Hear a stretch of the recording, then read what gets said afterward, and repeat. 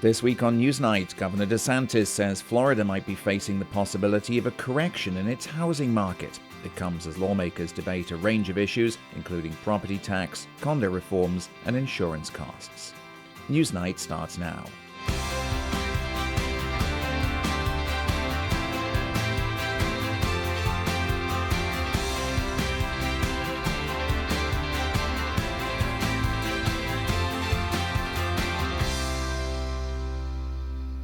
Hello, I'm Steve Mort. Welcome to Newsnight, where we take an in-depth look at the top stories and issues in Central Florida and how they shape our community. First tonight, Florida's housing market and efforts in the legislature to tackle issues around affordability and the cost of living. Last week in Miami Beach, Governor DeSantis did not rule out the chance of Florida's housing market experiencing a correction after a prolonged period of growth and soaring prices. The governor made the remarks to support his idea of potentially cutting or even eliminating property taxes, which he says unfairly penalize homeowners, including those who bought at the top of the market. Maybe there'll be a correction in the real estate market. Although I'll tell you, I think that there was more authentic demand in Florida this time than in 2000 and 2007. There was a lot of speculation then. I'm not saying there's none now, but there was a lot of people have wanted to come here. But say there's a correction. So you bought it at a rate, they assess it much higher, there's a correction, and they're going to keep that assessment up there. They're not going to lower the assessment. Meanwhile, the legislature is considering a raft of bills focused on property, including several aimed at aiding condo owners struggling with skyrocketing fees associated with stricter inspections following the Surfside collapse. There are also several bills filed to incentivize home hardening and require more transparency and accountability in the homeowners insurance industry.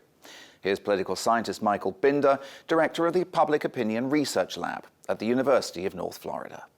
University of North Florida came out with some polling just a couple weeks ago talking about the most important issue being affordability of housing and what that looks like on the property insurance market. And the House is holding some hearings about some alleged profit hiding from insurance executives.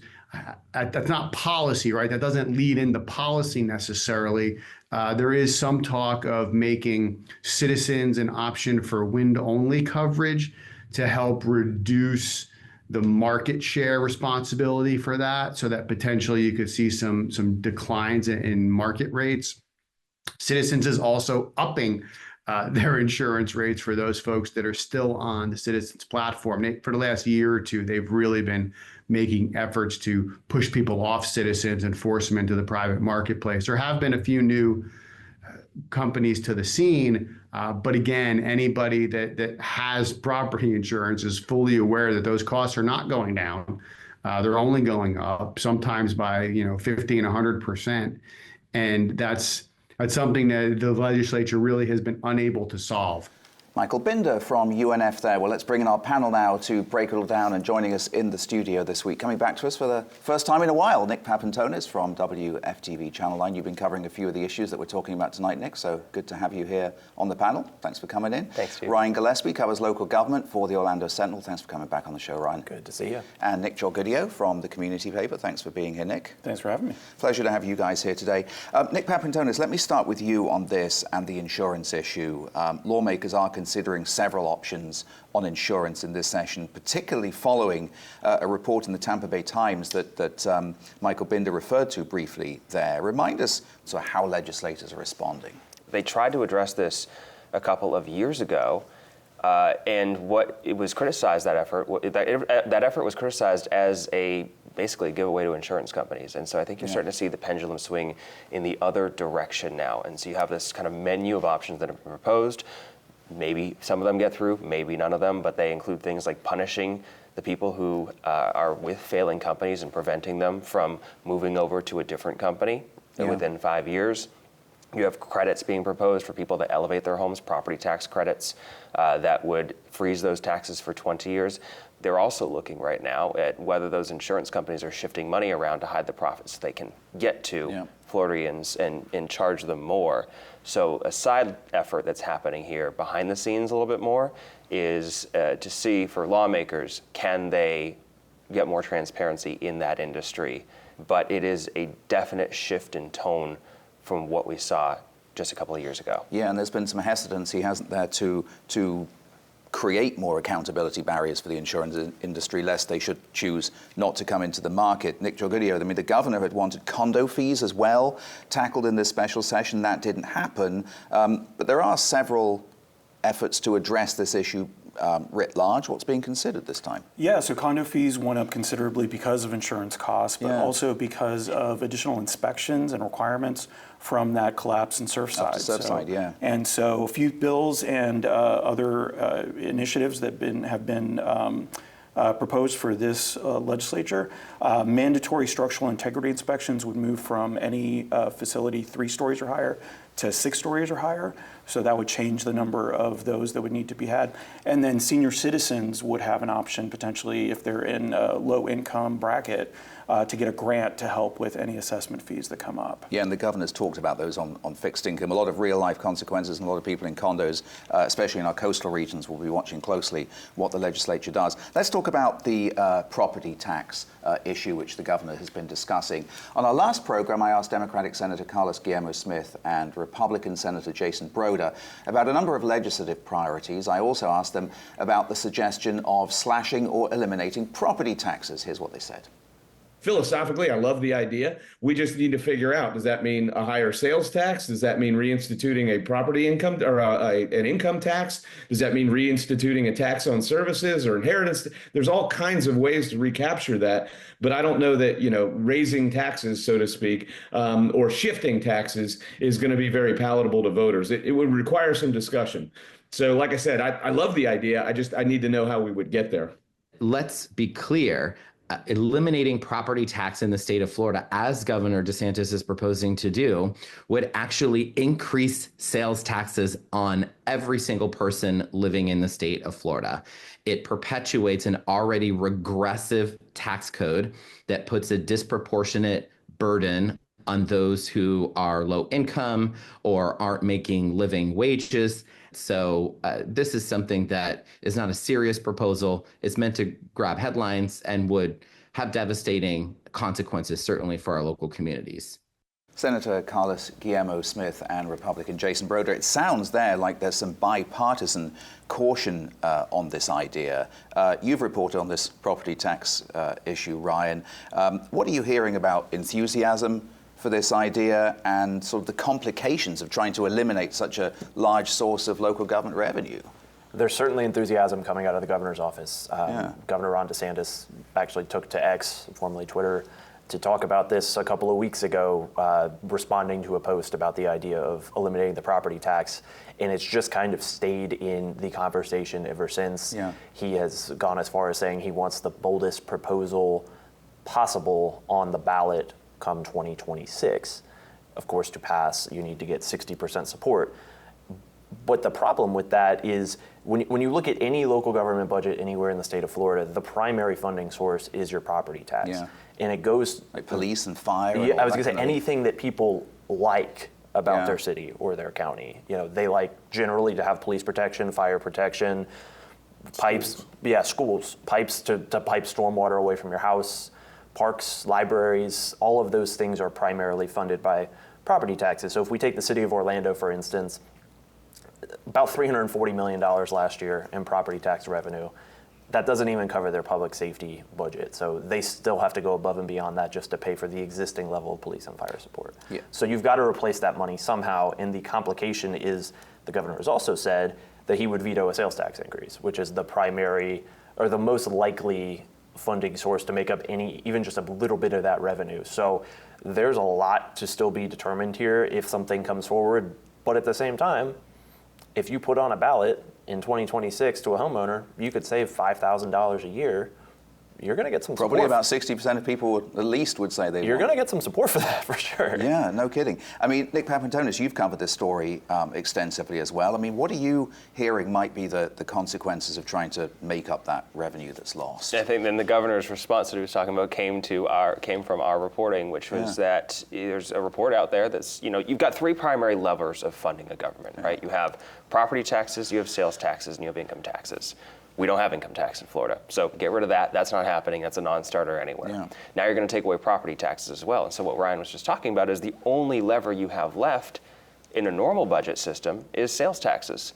And the governor is saying he's not going to raise those. So the question is, not only where you're going to find the money, we have other pools in the state to play with in theory.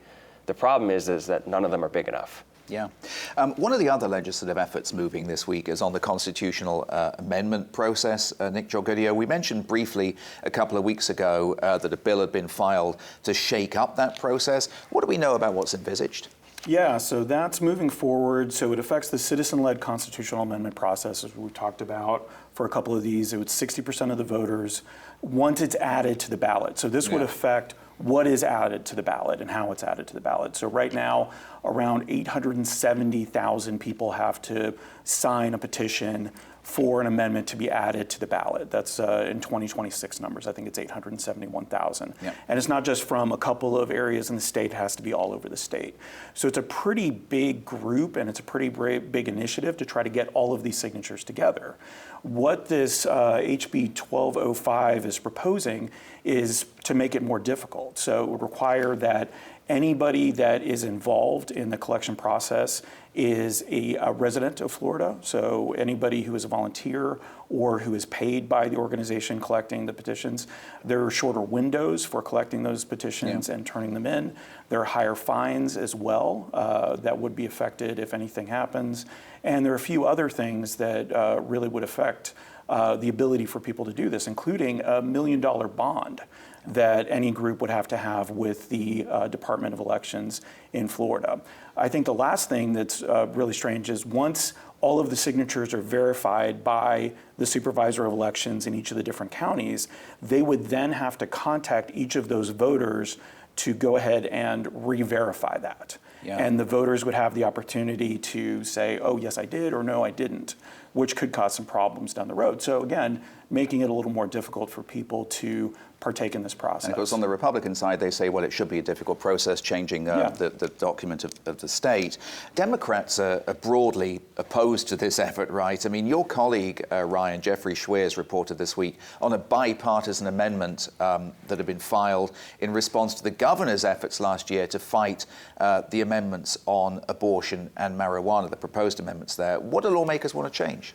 So the primary thing, so Democrats, as you said, have been largely opposed to what Nick was just talking about, in large part because if you look at the state of Florida, that's about the only chance they have of getting their agenda through at this point. There's a Republican governor, there's a Republican supermajority in the House and Senate. So in one strategy that Ron DeSantis used, Governor DeSantis used this past year, was he started using tax dollars to oppose the abortion amendment and the marijuana amendment. He was a bunch of state agencies that he appoints the department heads for were running PSAs and advertisements and things like that opposing marijuana and abortion. And it's hard to tell exactly how much was spent, mainly because public records requests to get that information haven't been fulfilled. We have found at least $16 million. The group that ran and largely funded the marijuana amendment last year did their own analysis and estimated it was close to $50 million. But yesterday we saw a Republican in Tallahassee actually propose an amendment to ban taxpayer funding for basically political campaigns like that. It was a little surprising to see, but we're seeing the legislature in Tallahassee this session really kind of push back a little bit on some of the governor's initiatives. Yeah, you could argue that is part of that general trend that we've seen this legislative session. Well, fascinating story, and we'll keep an eye on it for sure. A reminder, you can find us on social media. We're at WCF TV on Facebook and Instagram. You'll also find us at Newsnight WCF on X. Okay, next tonight, more on the problem of homelessness in Central Florida. We'll talk more about the situation broadly in a moment, including the latest on Florida's camping ban and how it's playing out on the streets in our region. But first, we wanted to tell you about a first-of-its-kind solution to homelessness developed in Brevard, where a unique multi-agency partnership's been formed. The Housing Trust Group, a developer specializing in affordable housing, has teamed up with Brevard County's Housing for Homeless program to create a development with 90 units called Orchid Lake that blends low-income housing with accommodation for people experiencing homelessness. Newsnight's Crystal Knowles shares the story of one of its residents. I cook almost every night, literally, for the kids. This time last year, having a roof over her head and a kitchen seemed unattainable. Kentija McFadden, a single mother of two, looks back at the first time she was able to afford a hotel. A small win worth celebrating. We might not have nowhere to go, but we gonna eat. We gonna eat. My kids got it. The first night we got to the hotel and I actually cooked. And I'm like, what do you want? He's like, I want spaghetti. I'm like, spaghetti it is. I'm like, we can make spaghetti. For almost a year, McFadden made phone calls to shelters and nonprofits who put her name on a never-ending wait list. She waited nearly 10 months while Orchid Lake was being built. Some nights it was hotels, some nights it wasn't. Car, sleeping in the car. I did DoorDash, and days that I did make a decent amount to get a hotel, we'll get a hotel. But days I didn't make enough, I would just sleep in the car. Rob Cramp, Executive Director of Housing for Homeless, says the newly built Orchid Lake in Cocoa is a proof of concept. 90 units that blend low-income housing and housing for the homeless. 2 years ago, I spoke with you about plans for a future development. What has happened since then? We have built this.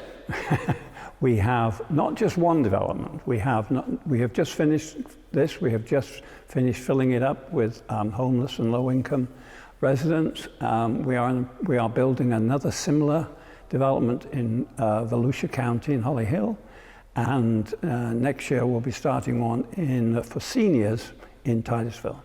According to Housing for Homeless, there are about 1,200 homeless individuals in Brevard County, with 20% of them being seniors, and that number is expected to increase annually.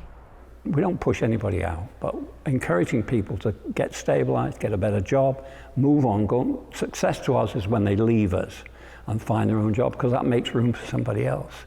Residents like McFadden spend only 30% of their gross monthly income on housing, which, according to Cramp, is what housing should cost for everyone. However, rising rents are pushing more people into homelessness. How do you feel that in a few years, when you look back on, last year, that part of your story of your life includes being homeless and then making it out of homelessness? When I look at that, I look at that as that's a place I never want to go back to. That's what I look at when I see that. I don't want to have to go through that process ever again. I don't even want to have to put my kids through that process ever again. Crystal Knowles reporting. Crystal's story is part of a collaborative initiative of independent local news outlets working towards a more informed and engaged Central Florida. Nick Papantonis, let me start with you, and we'll start in Brevard. The Melbourne City Council, in fact, this week voted to approve a new affordable housing project that paves the way for the closure of the Daily Bread soup kitchen, which many people in Melbourne will know about, and we've featured here on the show. WFTV has covered this story about the Daily Bread. I mean, what do we know about this new development and the reasoning for closing that soup kitchen? Yeah, I think people in Melbourne will understand and not be unfamiliar with the fact that the Daily Bread has been a controversial entity for at least a little while now. Soup kitchen, generally not that controversial, but this one, Melbourne has long felt like the other towns in Brevard are dumping homeless people in Melbourne because of the Daily Bread, because they have the infrastructure, and it means that Cocoa or Titusville does not necessarily have to do anything on their own. And so it's been a goal of the city to close the Daily Bread for a while, and they are going to be building this housing development on the site that will provide low income and a pathway out of homelessness. And what it basically does, it gives people housing, and for at least on the city side, on the plus side, it closes what they've considered to be a long-time problem. And this is a problem facing many communities around the region. So let's talk about that, and we'll talk about the camping ban first. Ryan, your outlet's part of the collaborative that I mentioned just now. I wonder how, from your reporting, enforcement is looking at the moment at this point. It's certainly gotten more aggressive since January 1st when the statewide camping ban signed last year by the governor went into effect. Just as an example, from June of last year to December 31st of last year, the city of Orlando arrested about 19 people for camping. In the month of January alone, they arrested 25. Basically, what the state law requires is for a city not to allow somebody to sleep on public property. That doesn't necessarily mean you have to arrest somebody. However, that tends to be when you don't have shelter space to send somebody, or if somebody refuses to go to a shelter, which does happen, there's basically not another option. So you end up with, in the month of January, 25 people arrested. In February, that number fell to 7. I'm not really sure why that is, or really what the difference there is. A lot of this is complaint driven. The city receives complaints quite often. Yep.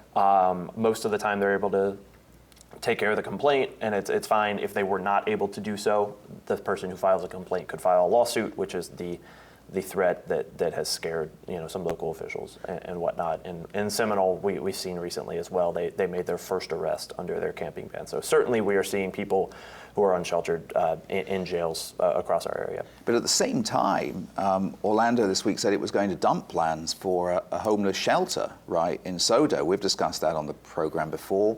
Why did it make that decision? Was it just community pushback?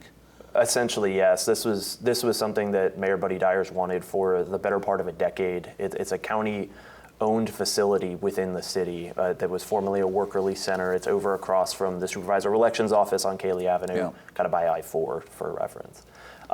Basically, ever since this proposal came to light last year as part of this larger settlement between city and county over a bunch of issues, there has been pushback from a neighborhood about a mile to the east of this facility, a neighborhood called Wadeview Park.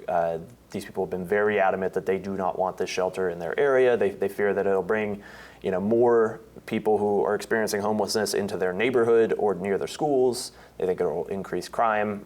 City officials have argued kind of to the contrary, that if you build a shelter, you're giving somebody without a shelter who's in your parks a place they can go.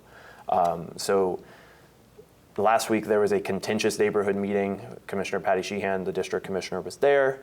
After that meeting, she pulled her support, essentially citing the neighborhood feedback and pushback that she thinks had kind of gone too far, and was scared that it was going to take, a year of approvals and whatnot, and a year of this intense pushback. And so Mayor Buddy Dyer announced on Monday of this week that they were going to pull that plan. And Nick Papantonis, you've covered the issue of trying to find locations for homeless shelters.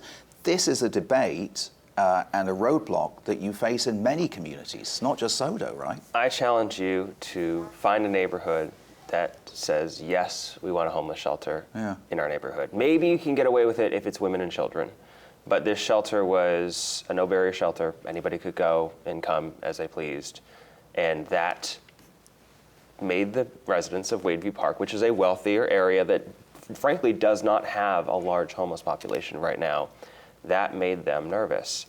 And it's that not in my backyard type feeling. We all want to house the homeless, but you're going to have a problem. They proposed 20 different sites around Orlando, and if they went forward with one in Paramore said, we've already got a couple, put it somewhere else, and rightfully so. And I guarantee you, I'll step over the line of journalism and just give my opinion. I guarantee you that each one of those 20 sites, had they pushed forward with that, would have gotten the same pushback that this one would have gotten.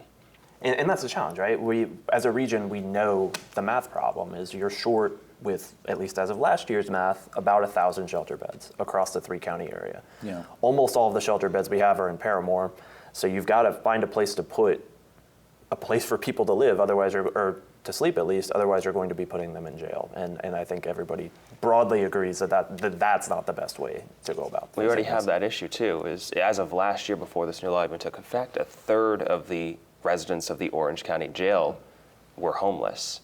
So how are you going to if you're going to try and tackle that problem, which is going to save you taxpayer dollars, you're going to have to push is going to have to eventually come to shove.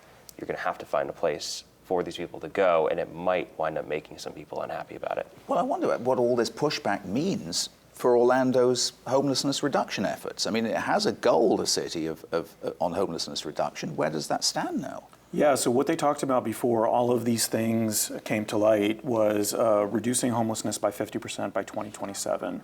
And so not having a shelter in SoDo that was, ready to go almost, having to build something from scratch and find a place for it is going to be really challenging. Another issue with the camping ban laws are the increase in people going to jail, the increase in traffic stops and things of that nature, and those costs associated with that. But the big one for me that I've seen is, and one of the things that people are concerned about that are trying to do something about this, is the point in time count. Yeah. So the only way we know how many homeless people are out there on any given day, week, month is a yearly count that's done in January. Yeah, just wrapped up recently. Yeah, and so we'll see those numbers later this year. One of the issues is that if people are concerned about being arrested under this new camping ban, they weren't going to be out there anyway. They're going to be harder to find. So when volunteers from these different groups go out to try to find people to do the survey, they can get to the people usually in the shelters, but the unsheltered are going to be much harder to find. And that affects funding from the Department of Housing and Urban Development. And that affects what potentially we could do or the city could do in the future. Yeah. Steve, I think one thing that to point out before you end this segment is that Seminole County has a giant homeless population. Yeah. Osceola County has a number of people. East Orange County, there are hundreds of people living in the woods. And so one of the things that will need to happen is that these other communities are going to have to start having conversations of their own. And they're part of that point in time count as well. They'll need that data. We're already starting to see conversations start to shift in Orange County, and the need for a shelter in the east part of the county is starting to heat up more than it has been in the past. Yeah. Locations are being identified. Don't know if it'll actually wind up going anywhere. But as we talk about, I mean, we started with Brevard and everybody being dumped in Melbourne. That's the problem that Orlando faces. And Orlando is also arguing this is not only their problem to deal with. Well, we'll certainly be keeping an eye on it as part of our reporting collaborative as well. A reminder, you can find much more Newsnight content on our YouTube page and on our website, wcf.org/Newsnight. But that is all the time we have for this week. My thanks to Nick Papantonis, Ryan Gillespie, Nick Jorgudio. Thank you guys so much for coming in. Really appreciate your time today. We'll see you next Friday night at 8:30 here on WCF. In the meantime, from all of us here at Newsnight, take care and have a great week.